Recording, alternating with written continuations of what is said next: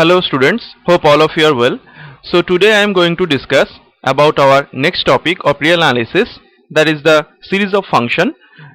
Here I will discuss today that is the Cauchy principle of uniform convergence and the Rester's M test for checking the uniform convergence of a series of function.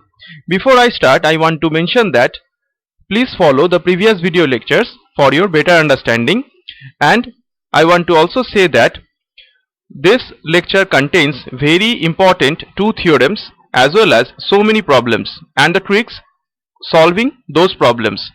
So follow the lecture till the end of this video. Okay, so let's start with our topic. So the first theorem is that the Cauchy's principle of the uniform convergence. So like the Cauchy principle we have learned for the sequence of function, here we have to know about the Cauchy principle for the uniform convergence for the series of function. तो पहले हम लोग क्या करते हैं, यहाँ पे theorem को अच्छे से समझेंगे, उसके बाद उसको प्रूफ करेंगे. So let's start with our theorem. So the statement of the theorem says that if we have a subset of set of all real number R and summation fn be a series of function defined on D to R, then the series summation fn is uniformly convergent on D if and only if for pre-assigned positive epsilon there exists a natural number k such that for all x belongs to D, mod of fn plus 1x plus fn plus 2x plus dot dot fn plus px will be less than epsilon for all n greater equals to the natural number, whereas p equals to 1, 2, 3 and so on. So actually whenever you learn about the series of positive real in your previous semester, then you have already read this theorem, that is the Cauchy principle for the convergence for the series of positive real. तो वहां पे जो expression था, similar type of expression हम लोग को यहाँ पे भी दिखने को मिल रहा है, और सिंपली वहां पे सीरीज था सीरीज ऑफ पॉजिटिव रियल का, लेकिन यहाँ पे जो सीरीज है वो है सीरीज ऑफ फंक्शंस का. तो सिंपली हम लोग क्या करेंगे, वहां पे जो फंक्शंस का एक्सप्रेशन होता है उसी से हम लोग इसको लिखते हैं. The inequality will be look like this, that is f of n plus 1x plus f of n plus 2x plus dot dot f of n plus p x less than epsilon. तो ये सभी condition किसके लिए satisfy करना है, सभी x belongs to d के लिए सेटिस्फाई करना है, and for all n greater equals to k के लिए सेटिस्फाई करना है, जहां पे p एक नेचुरल नंबर है, स्टार्ट हो रहा है 1, 2, 3 एंड सो ऑन. तो हम लोग क्या कर रहे हैं, इसको प्रूफ करने के लिए, ये if and only if condition है. तो ये थ्योरम कह रहा है कि अगर कोई series of function uniformly convergent होता है तो वो ये कंडीशन को सेटिस्फाई करेगा, और कन्वर्सली ये होता है अगर कोई सीरीज ऑफ फंक्शन ये कंडीशन को सेटिस्फाई करता है तो वो सीरीज ऑफ फंक्शन क्या हो जाएगा, यूनिफॉर्मली कन्वर्जेंट हो जाएगा. तो इसको हम लोगों को प्रूफ करना है, बहुत ही आसान सा टेक्निक है, इसको हम लोग प्रूफ करेंगे कैसे, देखो. So let us consider the sequence of partial sum sequence Sn.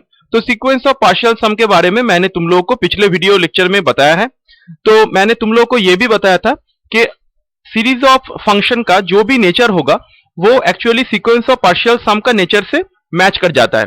That means sequence of partial sum if it is point wise convergent, then summation fn will be point wise convergent, और you can say convergent only.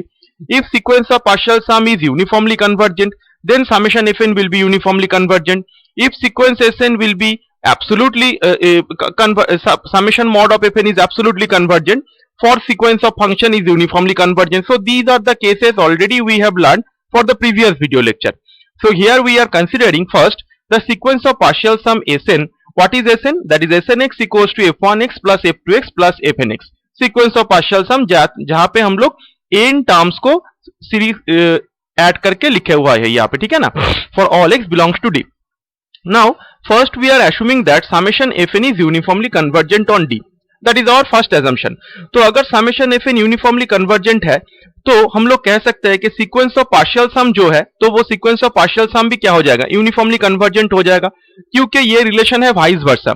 अगर series of function uniformly convergent हो रहा है तो sequence of partial सम भी क्या होगा, uniformly convergent ही होगा.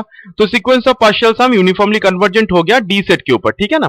तो Cauchy criteria for the uniform convergence of the sequence of function, sequence of function हम लोग पढ़ चुके हैं, वहां पे हम लोग जानते हैं कॉशी क्राइटेरिया कैसे अप्लाई करना पड़ता है सीक्वेंस ऑफ फंक्शन के लिए, तो हमने यहाँ पे उसी को अप्लाई किया हुआ है. So for by Cauchy criteria of uniform convergence of sequence of function, that is for pre-assigned epsilon greater than 0, we have a natural number k that is solely depending on epsilon such that for all x belongs to D, mod of s of n plus px minus snx that will be less than epsilon for all n greater equal to k and p equal to 1 2 3 dot dot. जैसे sequence of function uniformly convergent हो चुका है तो sequence of function पे हम लोग क्या कर सकते हैं, कॉशी प्रिंसिपल को अप्लाई कर सकते हैं जो सीक्वेंस ऑफ फंक्शन के लिए है। तो वही मैंने यहाँ पे अप्लाई करके लिखा हुआ है। अभी देखो एस ऑफ एन एक्स क्या होता है, f1x f2x up to fnx। तो s of n plus p x क्या हो जाएगा, ये टर्म तो रहेगा ही, इसके साथ क्या होगा f of n plus one x जाएगा, f of n plus two x जाएगा, उसके बाद यहाँ पे कितना टर्म्स रहेगा, f of n plus p तक टर्म्स रहेगा, जैसे s of n plus p x है। तो इस दोनों को अगर डिफरेंस करोगे तो ये जो टर्म्स है f1x f2x fnx जो दोनों सीरीज के अंदर सीक्वेंस के अंदर है, sn प्लस px के अंदर भी है snx के अंदर भी है, तो वो कैंसिल आउट हो जाता है। तो रिमेनिंग टर्म्स क्या बचता है, ये एक्सप्रेशन बचता है, that is f of n plus 1x f of n plus 2x up to f of n plus px। So obviously this is less than epsilon, so condition is satisfied. You can see that, very easy theorem. Okay, now conversely we are assuming that the given condition hold. तो अगर conversely हम लोग assume कर रहे हैं कि given condition hold है तो इसका मतलब क्या होना चाहिए, हम लोग को क्या प्रूफ करना है, हम लोग को प्रूफ करना है समेशन एफएन क्या होगा, यूनिफॉर्मली कन्वर्जेंट होगा। ठीक है ना। तो अभी तो हम लोग sequence of partial sum construct करके रखे हुए हैं, यहाँ पे तुम लोग देख सकते हो। तो यहाँ पे तुम लोग देखो अगर गिवन कंडीशन होल्ड होता है या अगर ये कंडीशन होल्ड होता है तो automatically s of n plus p x minus s n x क्या हो जाएगा, लेस देन एप्सिलॉन हो जाएगा। जैसे हम लोग प्रीवियस पार्ट में प्रूफ कर चुके हैं इसको ऐसे, तो यही हम लोग दिखने को मिलता है ना। यहाँ पे अगर ये कंडीशन होल्ड कर रहा है तो ये कंडीशन और ये कंडीशन दोनों तो सेम है।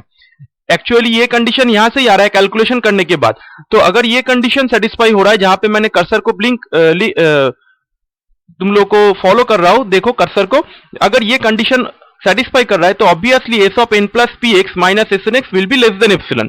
तो अगर ये कंडीशन सेटिस्फाई होता है तो इसका मतलब क्या है, sequence of partial sum s n क्या कर रहा है, यहाँ पे Cauchy criteria for uniform convergence को फॉलो कर रहा है। तो अगर ये कॉशी क्राइटेरिया यूनिफॉर्म कन्वर्जेंस को फॉलो करेगा तो इसका मतलब सीक्वेंस ऑफ पार्शियल सम क्या हो चुका है, यूनिफॉर्मली कन्वर्जेंट हो चुका है। तो अगर sequence of partial sum convergent है यूनिफॉर्मली तो summation f n obviously uniformly convergent on d. Okay, so hence the theorem. तो अभी कुछ प्रॉब्लम्स कर लेते हैं इसके ऊपर डिपेंड करके। पहला प्रॉब्लम देखो क्या है, if the series summation f n is uniformly convergent on closed interval a b, then prove that the series summation gx into fnx is also uniformly convergent on closed interval ab where g is a bounded function over closed interval ab। बहुत ही आसान सा problem है। ठीक है, sequence of function से series of function बहुत ही आसान सा चैप्टर है। सीक्वेंस ऑफ फंक्शन में जितना भी थ्योरम हम कर चुके हैं वही थ्योरम का सिंपल सा एप्लीकेशन होता है, वो थ्योरम का लेंथी भी नहीं होता है यहाँ पे। ठीक है, तो और प्रॉब्लम भी आसान सा ही है। तो कैसे सॉल्व करेंगे देखो, तो gx is a bounded function, it is given over the closed interval ab। तो अगर g बाउंडेड है तो इसका मतलब क्या होगा, there exist a positive real m such that mod of gx will be less than m for all x belongs to closed interval ab। ठीक है ना। तो gx बाउंडेड है तो g बाउंडेड ऑफ फंक्शन का डेफिनेशन मैंने यहाँ पे अप्लाई करके रखा हुआ है। ठीक है, अभी देखो समेशन एफ एन क्या है, summation f n uniformly convergent हो रहा है क्लोज्ड इंटरवल ए बी के ऊपर, it is given condition. Okay, so by given condition for pre assign epsilon greater than 0 there exist a natural number k such that by Cauchy principle that I have proved previous, then by using Cauchy principle we can write down f of n plus 1x plus f of n plus 2x plus dot dot f of n plus p x less than epsilon by m. Epsilon by m पकड़ रहा है, जहां पे ये M हमने choose किया था mod of g x less than m करने के लिए। ठीक है ना, less than epsilon by m for all n greater equal to k and p equals to 1 2 3 up to so on. अभी हम लोग को प्रूफ करना है summation of g x into f n x क्या हो रहा है, यूनिफॉर्मली कन्वर्जेंट हो रहा है। तो अगर summation of g x f n x uniformly convergent होगा तो इसका मतलब क्या होना चाहिए, gx into f of n plus 1x gx into f of n plus 2x plus dot dot gn plus f of n plus px। ये जो value है, ये जो वैल्यू मैंने यहां पे लिखा हुआ है, ये वैल्यू एप्सिलॉन से छोटा होना चाहिए। तो हम लोग क्या कह सकते हैं, using the Cauchy principle the summation gx summation fnx will be uniformly convergent. ठीक है ना। तो मैंने ये टर्म्स को ऐसे लिखा हुआ है, तुम लोग देख सकते हो। यहाँ पे तुम gx को कॉमन ले लो तो मॉड ऑफ gx बाहर आ जाता है और mod of f of n plus 1x f of n plus 2x plus dot dot f of n plus px यहाँ पे रह जाता है। तो ये तो जो टर्म्स है f of n plus 1x f of n plus 2x up to f of n plus px, ये टर्म्स एप्सिलॉन बाई एम से छोटा है। तो इसको अगर एप्सिलॉन बाई एम से रिप्लेस कर देंगे तो ये हो जाएगा less than epsilon by m, और gx किससे छोटा है, m से छोटा है। तो by putting these two values we have seen that this quantity is less than epsilon. So obviously by Cauchy principle summation gx mod of summation gx into fnx is uniformly convergent on closed interval ab. Next problem पे चले जाते हैं. Next problem बहुत ही आसान सा problem है, 2-3 line का problem है. तुम लोग सोच सकते हो ये प्रॉब्लम 5 मार्क्स पे आता है तो कितना आसान सा प्रॉब्लम है, ठीक है ना. तो समझ लेते हैं प्रॉब्लम को पहले. Let a series of function summation fn be uniformly convergent on the intervals closed interval a to c and closed interval c to b. तो गिवन कंडीशन क्या है, पहले क्वेश्चन पढ़ो. क्वेश्चन से तुम लोगों को बहुत सारा ट्रिक हिंट मिल जाता है. तो यहाँ पे हिंट है कि समेशन fn जो सीरीज ऑफ फंक्शन है वो series of function uniformly convergent हो रहा है. कौन सा इंटरवल के ऊपर यूनिफॉर्मली कन्वर्जेंट हो रहा है, closed interval a to c के ऊपर और closed interval c to b के ऊपर. तो अभी हम लोग को प्रूफ करना है कि ये सीरीज ऑफ फंक्शन किसके ऊपर यूनिफॉर्मली कन्वर्जेंट होगा, क्लोज्ड इंटरवल ए बी के ऊपर यूनिफॉर्मली कन्वर्जेंट होगा. तो हम लोग यहाँ पे क्या करेंगे, सिंपली कॉशी प्रिंसिपल को अप्लाई करेंगे और 2 लाइन में ये प्रॉब्लम हो जाएगा. तो समेशन fn यूनिफॉर्मली कन्वर्जेंट है closed interval a to c के ऊपर. तो यहाँ पे मैंने एप्सिलॉन ग्रेटर देन 0 के लिए एक नेचुरल नंबर k1 को ढूंढा है, जिसके लिए for all x belongs to closed interval a to c it will satisfy the Cauchy principle for all n greater equal to k1 and p equals to 1 2 3 so on. Similar thing is applied for the interval closed interval c to b for which we have an epsilon greater than 0 and a natural number k2 such that this condition is again satisfied. अभी सोचो हमारे पास दोनों positive integer है या फिर natural number है k1 और k2. तो अगर हम लोग यहाँ पे पकड़ते हैं k equal to max of k1 and k2 तो ऑब्वियसली जो कंडीशन 1 और कंडीशन 2 था ये दोनों ऑटोमेटिकली सेटिस्फाई कर जाएगा for all n greater equal to k के लिए, ठीक है ना. तो for all n greater equal to k के लिए ये दोनों कंडीशन क्या हो रहा है, सेटिस्फाई हो रहा है. और x कहां पे था, यहाँ पे closed interval a to c के लिए था और यहाँ पे x कहां पे था, closed interval c to b के लिए था. तो ये दो कंडीशन हम लोग अगर कंबाइन कर देते हैं तो k हो जाता है मैक्स ऑफ k1 k2. तो ये दोनों इंटरवल के ऊपर हमारा हाईएस्ट नेचुरल नंबर मिल जाता है k, और वो नेचुरल नंबर कौन से इंटरवल के लिए मिलता है, ये दोनों इंटरवल के यूनियन के ऊपर मिलता है, that is closed interval a to b के ऊपर मिल रहा है, ठीक है ना. तो for all x belongs to closed interval a b and for all n greater equal to k which is the maximum of k1 and k2 such that these two conditions are both satisfied. That means what, f of n summation fn becomes uniformly convergent on closed interval ab. Clear. Next चले आते हैं हमारे आज का जो बहुत ही important topic है और जिसके लिए ये वीडियो लेक्चर है एक्चुअली, तो वो है मेरा रेस्टर्स एम टेस्ट, ठीक है. तो मैं तुम लोगों को पिछले वीडियो लेक्चर में एंड पे कहा था कि हर वक्त हम लोग को सीक्वेंस ऑफ पार्शियल सम बनाना पड़ता है सीरीज ऑफ फंक्शन के कन्वर्जेंस चेक करने के लिए. तो ये जरूरी नहीं है कि सीक्वेंस ऑफ पार्शियल सम हर वक्त बनाना है, क्योंकि अगर कोई फंक्शन कुछ डिफिकल्ट टाइप ऑफ फंक्शन रहेगा या फिर कॉम्प्लेक्सिटी रहेगा उस फंक्शन के अंदर, सीरीज ऑफ फंक्शन के अंदर, तो वहां से हम लोग आसानी से सीक्वेंस ऑफ फंक्शन पार्शियल सम नहीं बना सकते हैं या फिर उसको कन्वर्जेंस भी हम लोग आसानी से नहीं चेक कर सकते हैं, ठीक है. तो हम लोग क्या करेंगे यहाँ पे, without finding sequence of partial sum we can check whether the summation fn that is a series of function is uniformly convergent or not. और एक पॉजिटिव एडवांटेज ये है इस टेस्ट का, यहाँ पे यूनिफॉर्मली कन्वर्जेंट तो मिलता ही है, उसके साथ एक फ्री पे और एक प्रॉपर्टी मिलता है जो कहता है एब्सोल्युटली कन्वर्जेंट, ठीक है.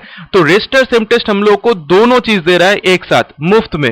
वो क्या है, यूनिफॉर्म कन्वर्जेंस और absolute convergence without finding sequence of partial sum, ठीक है. तो इसीलिए ये थ्योरम बहुत ही इंपॉर्टेंट है और सीरीज ऑफ फंक्शन का जितना भी प्रॉब्लम है 90% प्रॉब्लम रेस्टर्स एम टेस्ट से ही हम लोग सॉल्व करेंगे, ठीक है. तो ये टेस्ट को अच्छे से समझना, और जो भी प्रॉब्लम मैंने यहाँ पे सॉल्व करके रखा हुआ है ये सभी प्रॉब्लम ईयर्स पे आ चुका है और बहुत ही इंपॉर्टेंट है, तो सभी को अच्छे से समझ लेना, ठीक है ना.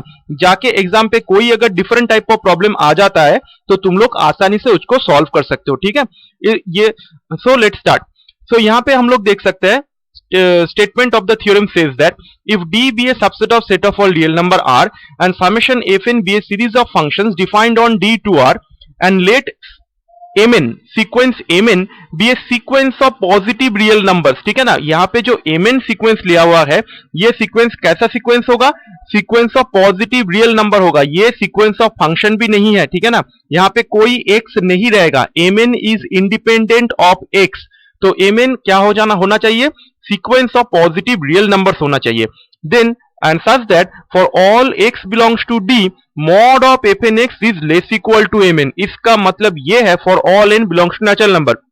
इसका मतलब ये है हर एक टर्म सीरीज ऑफ फंक्शन का सीक्वेंस ऑफ पॉजिटिव रियल से क्या होना चाहिए, छोटा होना चाहिए. दैट इज उसका मॉड्यूलस वैल्यू छोटा होना चाहिए. इसका मतलब ये है बाउंडेड होना चाहिए वो सीक्वेंस ऑफ पॉजिटिव रियल के लिए. That is mod of fn x would be less equals to mn for all n belongs to natural number and for all x belongs to D. अगर ये condition satisfy हो रहा है उसके बाद हम लोग देख सकते हैं summation mn is convergent, then summation fn is uniformly convergent as well as absolutely convergent on D. तो ये थ्योरम क्या कह रहा है, देखो मेरे पास एक सीरीज ऑफ फंक्शन है summation fn, ठीक है, जो डी सेट के ऊपर डिफाइंड है. डी सेट है set of all real number का सबसेट. तो हमने क्या किया है, हमने एक sequence of positive real number को ढूंढा है. हम लोग ढूंढेंगे उसको सीक्वेंस ऑफ पॉजिटिव रियल जिसको हम लोग mn से डिनोट कर रहे हैं. कैसे ढूंढेंगे और क्या कंडीशन होना है उसको ढूंढने के लिए, for all x belongs to d mod of fn x will be less equals to mn. हर एक टर्म सीरीज ऑफ फंक्शन का mn से छोटा होना है, ठीक है, for all n belongs to natural number. ऐसे करके हम लोग क्या करेंगे, सीक्वेंस ऑफ पॉजिटिव रियल को ढूंढेंगे, mn को ढूंढेंगे. उसको ढूंढने के बाद अगर समेशन fn mn कन्वर्जेंट हो रहा है, summation mn that is series of mn convergent हो रहा है, then summation fn is uniformly and absolutely convergent. ठीक है, summation mn will be convergent, then summation fn will be uniformly and absolutely convergent. So let's start with our theorem. So since it is given that summation mn is convergent, तो summation mn अगर convergent होगा तो mn क्या करेगा, Cauchy principal को satisfy करेगा. जो Cauchy principal हम लोग सीरीज ऑफ पॉजिटिव रियल के लिए पढ़ते थे प्रीवियस सेमेस्टर में, जो हम पढ़ के आ चुके हैं, तो वो कॉशी प्रिंसिपल को ये क्या करेगा, सेटिस्फाई करेगा.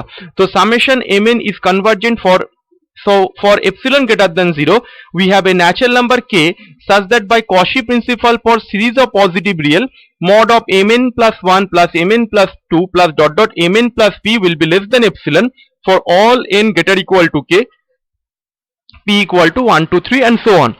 ठीक है, तो अभी हम लोग को क्या प्रूफ करना है, समेशन fn को यूनिफॉर्मली कन्वर्जेंट चेक करना है. ठीक है ना, तो समेशन fn को अगर यूनिफॉर्मली कन्वर्जेंट चेक करना है तो हम लोग ये सिंपली प्रूफ कर सकते हैं कि समेशन fn कॉशी प्रिंसिपल को सेटिस्फाई कर रहा है, तो वहां से आसानी से आ जाता है.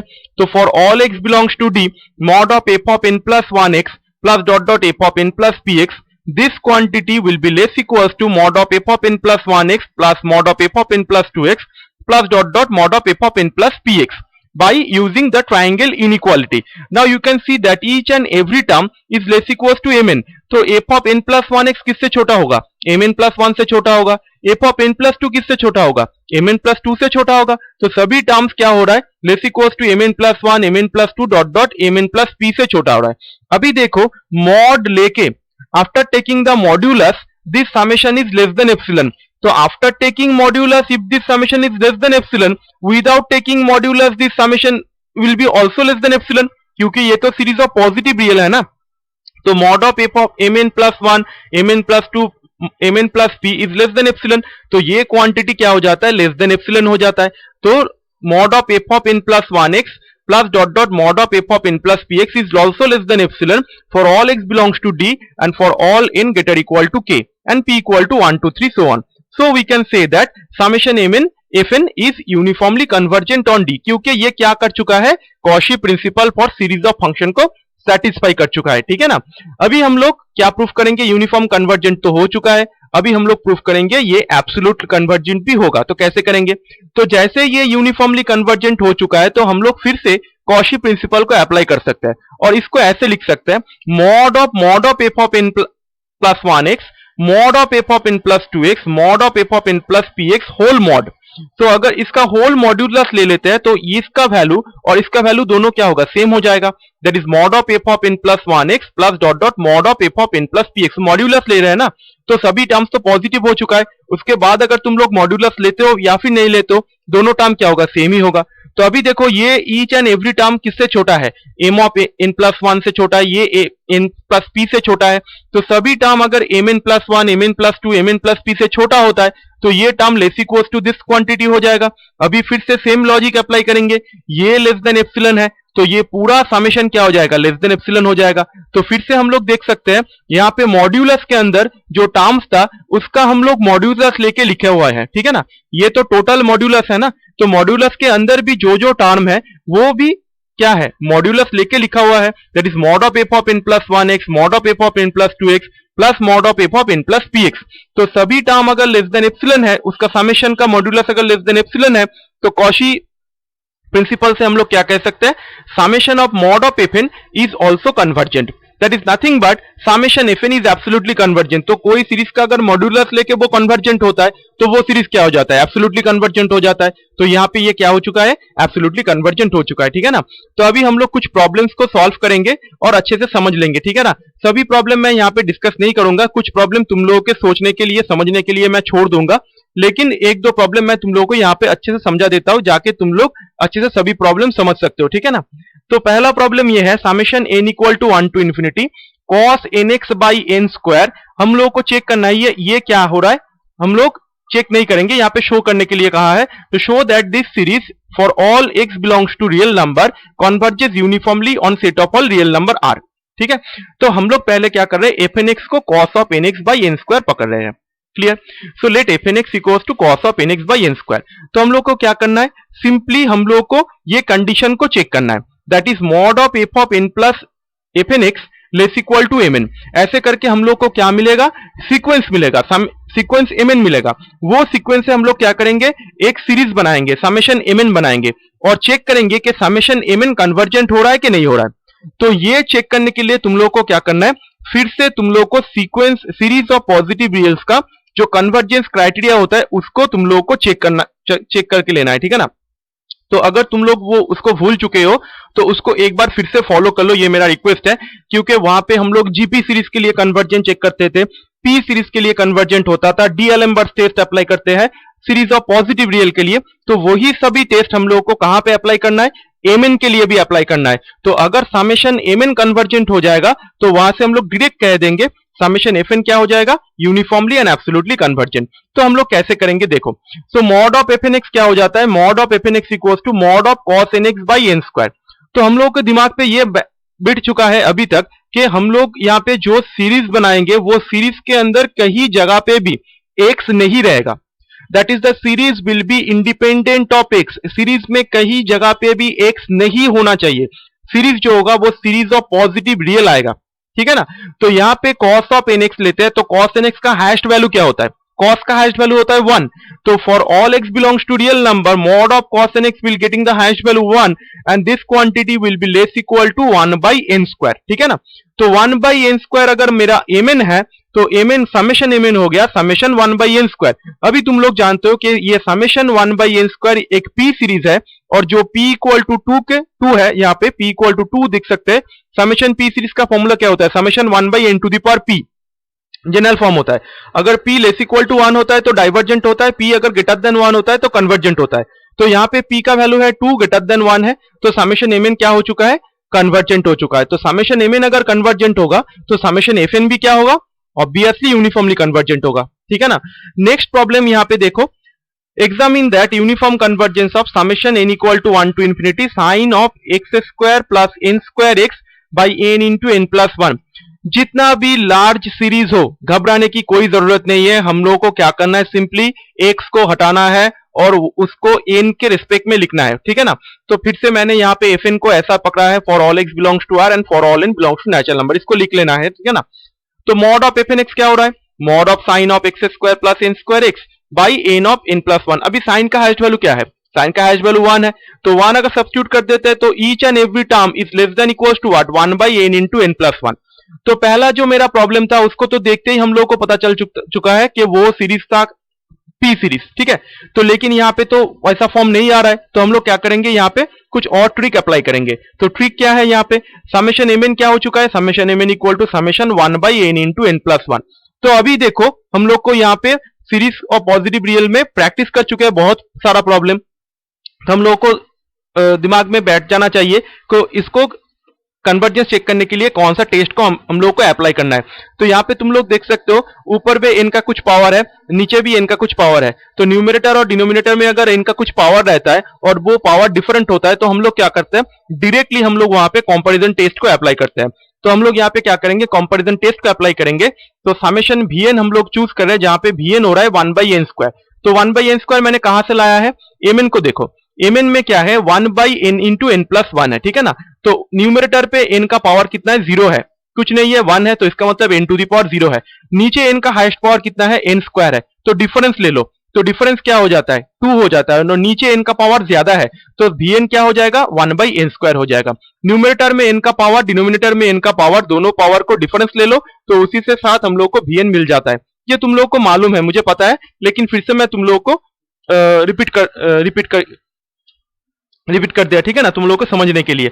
तो समेशन Vn क्या हो रहा है, यहाँ पे P सीरीज हो रहा है, P equals to 2 greater than 1, तो ये ऑब्वियसली कन्वर्जेंट है। तो हम लोग क्या करेंगे, limit n tends to infinity mn by Vn लेंगे, जैसे un बाई Vn लेते थे। तो mn बाई Vn लेंगे और इसका लिमिट निकालेंगे तो इसका वैल्यू आ जाता है 1 which is not equal to 0।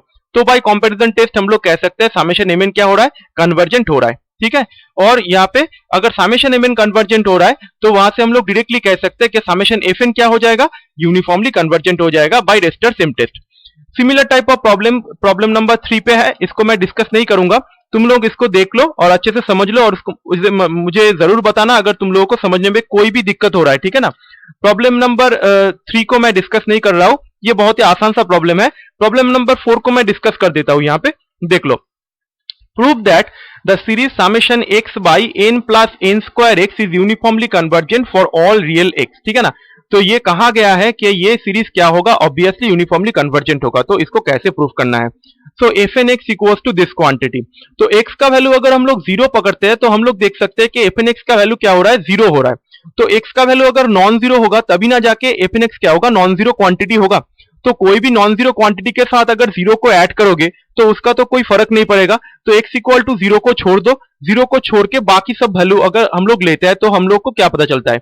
तो पहला जो प्रॉब्लम था, दूसरा या फिर तीसरा जो प्रॉब्लम है, वहां से हम लोग सिंपली x को हटा सकते हैं और x को हटा के वहां से n का वैल्यू निकाल सकते हैं। लेकिन यहाँ पे x और n ऐसे करके कंबाइन है कि यहां से अगर तुम लोग x को हटाओगे तो 1/n आ जाएगा और 1/n क्या हो जाता है, समेशन 1/n हो जाता है P series with P equal to 1। So वो सीरीज क्या हो जाता है, डाइवर्जेंट हो जाता है। लेकिन हम लोग को यहाँ पे चेक करना है कि ये यूनिफॉर्मली कन्वर्जेंट हो रहा है कि नहीं हो रहा है। तो हम लोग इसको कैसे करेंगे, तो यहाँ पे हम लोग x को देख के नहीं हटाएंगे ना, तो कैसे करेंगे, हम लोग यहाँ पे क्या करेंगे, two series of positive real को पकड़ेंगे, दैट इज x को यहाँ पे डिवाइड कर दो। प्रॉब्लम देख के तुम लोग को आइडिया होना चाहिए कि कैसे हम लोग को प्रोसीड करना है।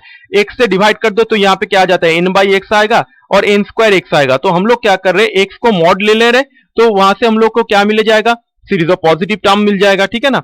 तो we are considering two positive real numbers n by mod x and n square mod x। कैसे मैंने निकाला, x को मैंने यहाँ पे डिवाइड करके रखा हुआ है, x को अगर डिवाइड कर दो तो यहाँ से तुम लोग को वो टर्म्स मिल जाता है, ठीक है ना। And we are applying am greater equal to gm। तो am greater equal to gm मैंने यहाँ पे अप्लाई करके रखा हुआ है और अप्लाई करने के बाद तुम लोग देख सकते हो कि mod of x by n plus n square x square is less equal to 1/2 into n to the power 3/2 आ रहा है। तो यही टर्म आ गया जो इंडिपेंडेंट ऑफ x है। तो यही टर्म हमारा क्या हो जाएगा, mn हो जाएगा। तो समेशन mn क्या हो जाता है, summation 1/2 into n to the power 3/2, half को बाहर भेज दो, summation 1/n to the power 3/2। ये सीरीज क्या है, ये सीरीज तो p सीरीज है ना। तो ये सीरीज अगर p सीरीज है तो यहाँ पे p का वैल्यू है 3/2 which is obviously greater than 1।